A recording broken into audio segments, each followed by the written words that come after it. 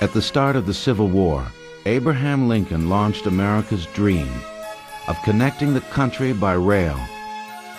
The first transcontinental railroad was the most ambitious engineering challenge of the 19th century. In 1863, the two railroad companies assigned to the task the Central Pacific building east from Sacramento, California, and the Union Pacific building west from Omaha, Nebraska. Building terrain on Earth, including 2 mountain ranges and a vast desert wasteland. For 6 brutal years, an army of men accomplished some of the most spectacular engineering feats of the era. They chipped and blasted a half-mile tunnel with homemade nitroglycerin, erected enormous wooden trestles, laid tracks through the great western plains under threat of Indian attack. Hundreds of men were killed or injured on the job. When these rugged railroaders closed the tracks of the first transcontinental railroad at Promontory, Utah on May 10, 1869, they knew they had accomplished something wonderful, a national work that would last through the ages. But the challenge to tame the West was far from over. In fact, it had really only just begun. If the railroad was to survive, the owners would have to find a way of expanding it from just one thin line of steel to thousands and thousands of miles. Ahead lay dangers and challenges even they could not imagine.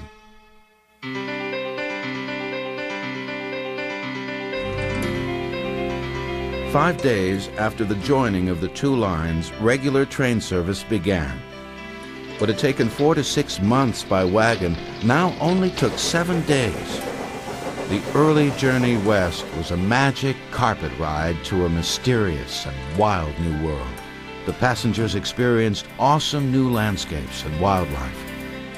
Antelope, prairie dogs, coyotes, and the last remaining buffalo. For many travelers, seeing the Rocky Mountains was a childhood dream come true. One man wrote, "My boyish dreams were realized. For hours at the school desk I have pondered over the map and wandered in imagination with Lewis and Clark, the hunters and trappers and early immigrants, and here lay the first great range in the pureness of white, distant to be sure, but there it lay, enshrined in beauty." Railroad Traveler, 1871. Passengers would also see a rougher, more hostile landscape from their window, a wasteland littered with painful reminders of pioneers who had come before them. The early passengers quickly learned that even their own journey west was no smooth ride to paradise. Railroad travel was dangerous in the early years. Train wrecks and derailments were common, killing and injuring countless passengers and railroad men. Boilers blew up, bridges collapsed under the weight of trains, brittle iron tracks cracked, primitive brakes overheated and failed. The lack of a signal system sometimes caused 2 trains to be accidentally switched onto the same track and sent speeding into each other. The wood passenger cars seemed almost to self-destruct on impact. Passengers could be crushed and thrown out. Windows would shatter because there was no safety plate glass in that day. Stoves would overturn, spilling hot coals through the crushed and broken wood, and instantly trains were set on fire. Cars would fall into rivers, off of bridges. Weather was a major problem. In snowstorms, the train could be stranded for days in the middle of nowhere. Often when we came to a stop, only the top of the stack or the front engine would be visible. All this time, the snow kept coming down day and night, until the only signs of a railroad across the range were the tops of the telegraph poles. In the 2 decades following the opening of the first Pacific Line, dozens of other railroad companies stepped up to the plate to fully exploit the West. Everyone wanted to own a railroad that ended with the name Pacific, At stake were vast fortunes to be made from freight and passenger traffic. 4 major transcontinental railroads, the Atchison, Topeka, and Santa Fe, the Southern Pacific, the Northern Pacific, and the Great Northern Railway would all chart new paths westward. Thousands of miles of shorter lines would be built to exploit the West's potential. The vast tracts of fertile soil, millions of acres of virgin forests, mineral deposits such as gold, silver, and copper. To encourage building, the government gave railroad companies land grants totaling over 155 million acres, with the right to sell it at a profit. In the mid and late 19th century, railroad executives engaged in an all-out battle with their competitors to expand their territory.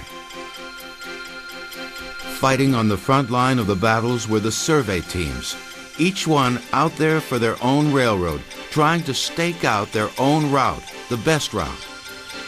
Sometimes racing to stake a claim on the same mountain pass. In Colorado, in New Mexico, throughout the Rockies, these survey teams would often tangle with each other. There was gunfire, there was intrigue in the night, men staking out routes by torchlight and bonfires, trying to get there before the other guy. And in that still relatively lawless area, just about anything went.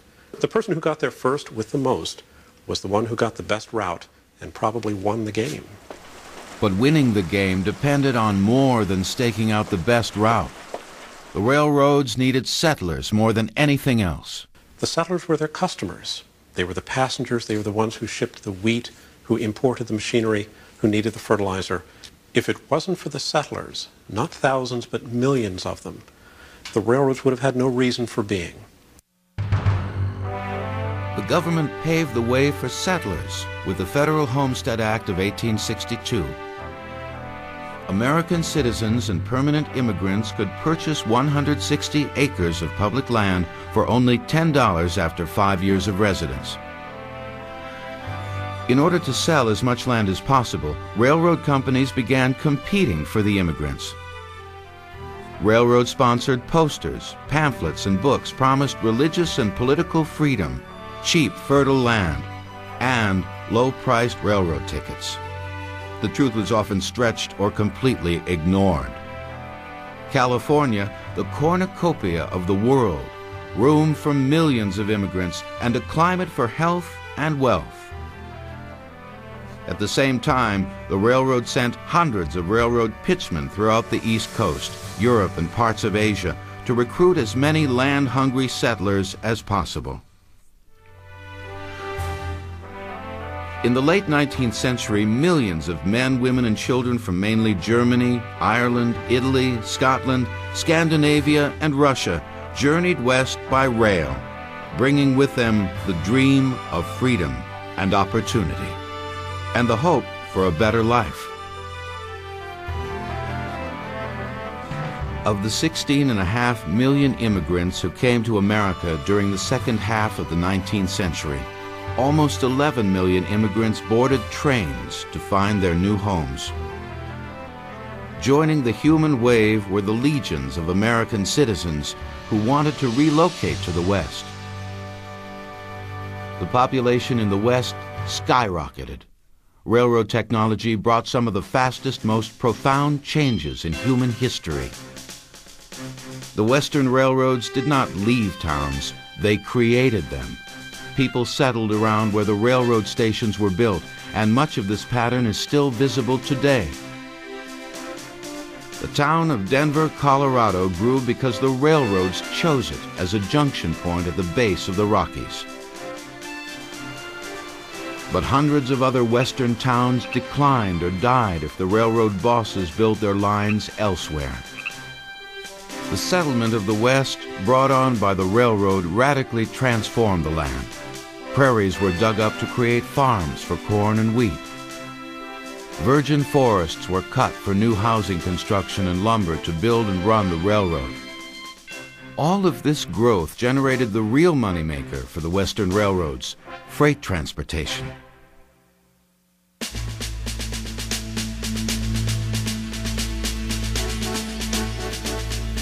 The expansion of the Western Railroad's freight traffic revolutionized the way America did business. For the first time, wheat grown on farms in the Midwest could be shipped to the East Coast at a profit. Iron ore from Minnesota could be quickly shipped to the blast furnaces of Pittsburgh. When the first transcontinental railroad opened, freight was transported by boxcars and flat cars that hauled everything under the sun. Within a decade, refrigerated cars were invented.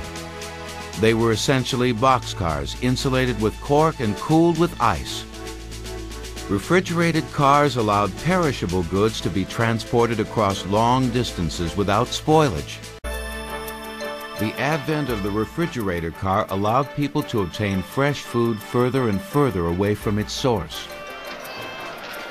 Fresh vegetables from California or the far west could be transported to every part of the country at all times of the year, including the dead of winter. People's eating habits would be changed forever. The refrigerator car created markets worth fortunes. It gave rise to the meatpacking industry in Chicago, allowing for dressed and packed meats to now be transported to local stores throughout the country. 5 transcontinental railroads and hundreds of feeder lines now laced the West. The 200,000 miles of steel had been a colossal feat, a testament to the power of technology and man's ambition to conquer the West. As the 19th century drew to a close, the pioneering iron horse was now America's first big business. A vast industrial complex manufactured steam locomotives, freight and passenger cars, and every other need to build and run a railroad. One major industry that grew up as a result of the railroad was America's steel industry. Before steel, railroads used expensive wrought iron for track building, but the railroad's demand for a strong, durable ally encouraged the growth of the steel industry in the 1870s and 1880s. The legacy of the thousands of men who worked in the West on the railroad lives on. Their names may be lost to time, but their sweat and sacrifice helped build a nation out of a wilderness. A land built on freedom, opportunity, dreams, and thousands of miles of steel rail.